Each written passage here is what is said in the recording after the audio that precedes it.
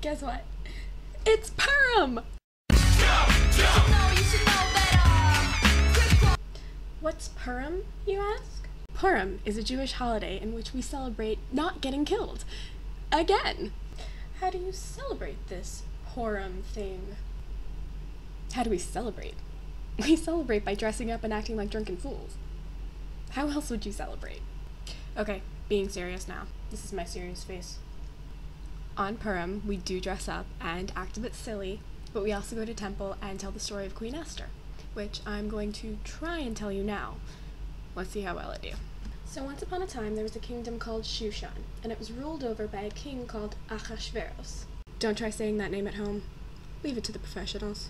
So Ahasuerus has this wife, Queen Vashti. One night, Ahasuerus is out partying with his buddies, and he says to Vashti, "Hey baby, why don't you come over here and dance for my pals?" When I say dance, I don't mean dance. I mean dance like girls named Candy do at clubs off the highway. So of course Vashti refuses, and the king, being the caring and understanding husband that he is, kicks her ass out on the street. Let me interrupt the story for a moment just to say that the king sounds like kind of a douche. So now that Vashti's gone, the king decides he needs a new queen. He looks at all the beautiful ladies in the whole land and picks Esther to be his new queen. What he doesn't know is that Esther is Jewish. Dun dun dun!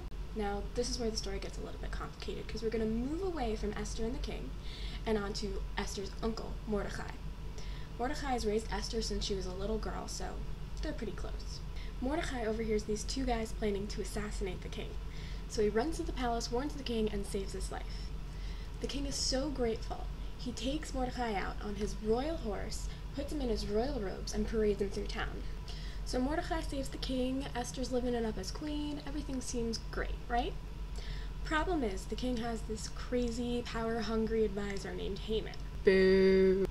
I like to think of Haman like Jafar in Aladdin, but without the parrot.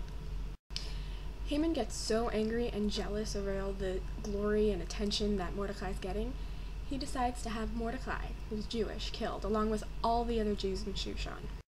Mordecai finds out about Haman's evil plot and runs to Esther, telling her she has to get the king to stop him, otherwise all the Jews in Shushan are gonna die. The problem is that if Esther goes to the king and asks him to stop Haman, she has to reveal the fact that she's a Jew. And we all know how everyone in ancient times just loved us Jews. Esther's scared that the king will have her killed if he finds out she's Jewish, but she decides that the lives of her people are more important than her own life, and goes to tell the king Haman's plan. Fortunately, the king's okay with Esther being Jewish, possibly because she was really hot, and he has Haman put to death instead of all the Jews in Shushan, and everyone lived happily ever after. I think. Okay, that was my kind of brief story of Queen Esther, probably riddled with inaccuracies, but I tried. Anyway, happy Purim, go dress up. I don't know what I was planning to do to end this with. That sucks.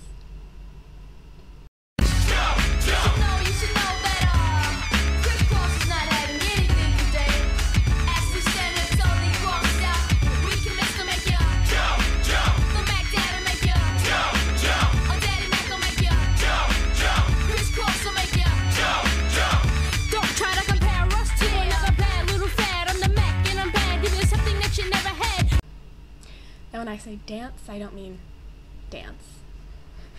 It's pathetic. Hair. Problem is, Haman. Ew.